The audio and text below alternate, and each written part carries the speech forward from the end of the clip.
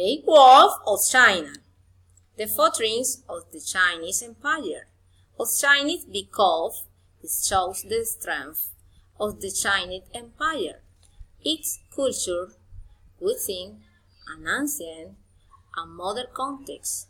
It shows its discipline, intelligence, tenacity for me very surprising.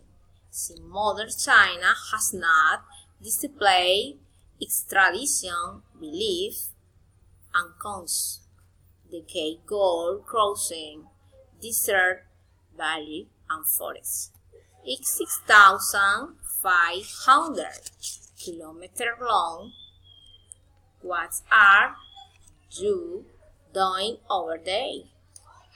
I am with my family's on vacation in a place that I go to know since I was a child.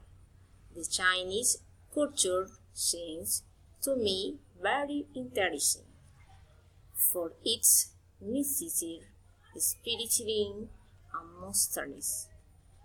We travel in the month of September with its autumns, where it's sledding and with pizza and postcard with us happy in the country.